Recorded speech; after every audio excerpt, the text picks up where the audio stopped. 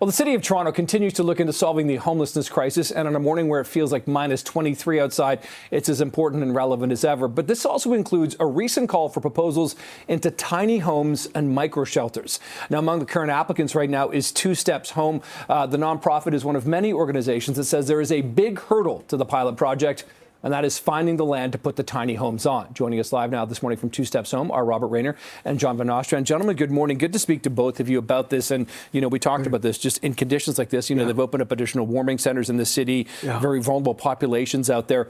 How could your two-step homes help people on a day like this? I mean, it'll help in general, but on a day like this in particular. Yeah, well, it's targeted to, the homeless people. And what we call it two steps for a reason. So that's most obvious through the threat of the encampments. Yes. Which has gone up enormously. Now over 150 in Toronto and growing. And in every city. We're also working in Durham, where it's exactly the same situation. So it's not just a Toronto region thing. So really the first step is giving the opportunity for people to move out of the encampment into a cabin. Which is a small, I think maybe there's a picture of it. Yeah, there it is. Sort of on the trailer. There's our cabin there. Yeah. So it's 107 square feet.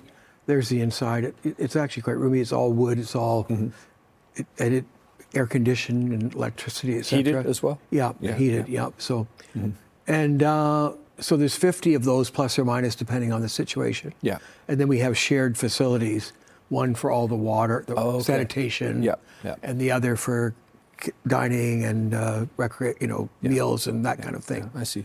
And so people can move from the campment to a cabin in this community. And then step two is from here into permanent housing. Right. So a lot of the so-called tiny homes and even and other sort of versions, we don't like.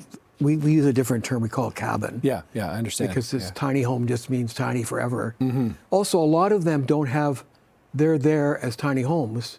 They haven't worked out what happens next. Where people flow out of the community into something exactly. Further. And Robert, the catch though really is, as much as the city is interested in doing this, finding the land to do it on seems to be the catch here. Can you talk a bit about this complicating factor? Because this is a huge roadblock in this. Totally. So one of the beautiful things about tiny home communities is that rather than it being a big building that's a big rectangle and it needs a rectangular site, these being a series of small cabins and a small communal facility that can fit anywhere on the site, it's like pouring liquid into an irregular shaped glass. Like you can really kind of fit it onto a site that doesn't have to be a large rectangle.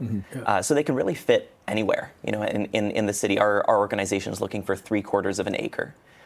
To approximately plus or minus. Would that get 50 to 50? That'd be for 50 cabins. So not a big space. That's the size of a small section of an overflow TTC parking lot. That's the size of a small plot of land that's a development somewhere in the city that's currently waiting for approvals and is sitting vacant with a big fence around it. So is it NIMBYism that what is the roadblock to get this land? How the roadblock is not really. Not people against it, but it depends. I mean, we don't put this in the middle of conventional communities. Sure, yeah. We look for, but the city put together a lot of land for housing when it had a program called Housing Now. Yeah. So there is a lot of land out there.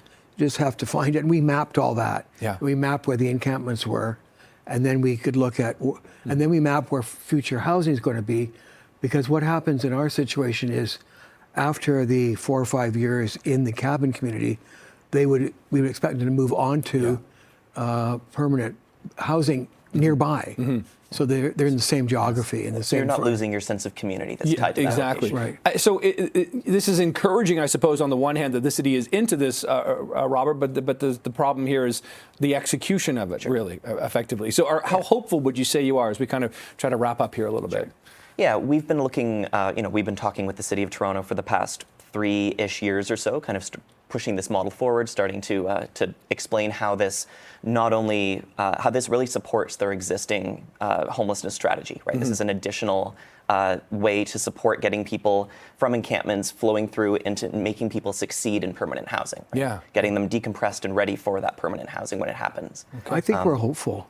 We're quite hopeful. Well, that's good to hear. And it's already, We're also working outside the city in Durham region for us at the moment. Yeah.